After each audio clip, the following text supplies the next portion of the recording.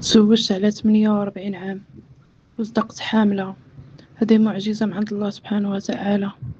وملي عرفنا بلي الجنين بنية كملات الفرحة وداروا لي مفاجأة غزالة الأبناء ديال الزوج ديالي. ولكن ملي بقينا بوحدنا راجلي قال لي بلي بغا يسمي البنت على سميت مراته الله يرحمها. انا ديك الساعه مصدومه بقيت غير ساكته تصدمت ما عرفت شنو نقول. السلام عليكم، نتمنى تعجبكم القصه ديال اليوم. تزوجت وانا عندي 48 عام من واحد الارمل تقريبا قدي في العمر. مراته الله يرحمها خلات ليه 3 دراري، الكبير فيهم عنده 23 عام والصغير عنده 10 سنين.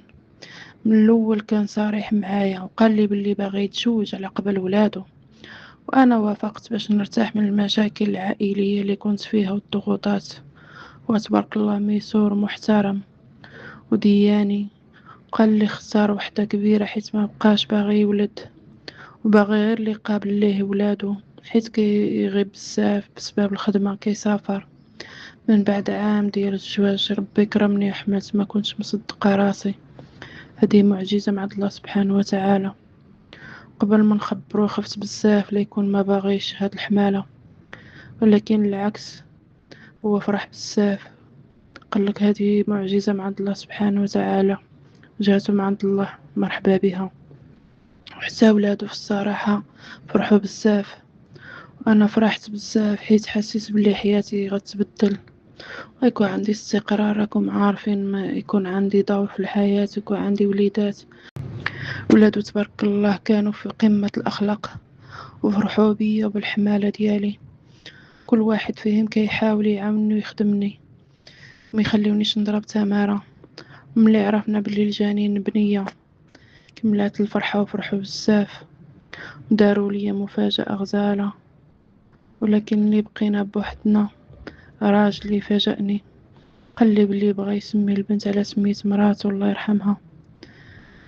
انا داك الساعة سكت وتصدمت، بقيت غير ساكتة حيت ما بغيتش نخسر الفرحة ديالو. دو ولادو حتى هما فرحانين بيا، داروا لي مفاجأة كبروا بيا. بقيت غير مصدومة، بقى فيا الحل وقلبي تقبض عليا. فجأة هو لاحظ عليا وسولني مالكي. قلت ليه والو، ما كاين والو. انا دابا انا حايرة بزاف واش نوافق باش ما نخسرش ليه خاطرو، ولا نهضر ونقول ليه بلي ما ارتاحش لهذا السمية. خايفة نجرحوه في نفس الوقت خايفة نظلم راسي. حشمت ولادو حتى هما تبارك الله مكبرين بيا، ما عرف شنو ندير نصحوني. واستشرت بعد العائلة والأصدقاء كل واحد وقال لي الفكرة ديالو. واحد الصديقة ديالي نصحتني قالت لي سمي الاسم اللي بغى راجلك وولادو، راه غيبقاو يسمعوا الاسم الام ديالهم ويفرحوا.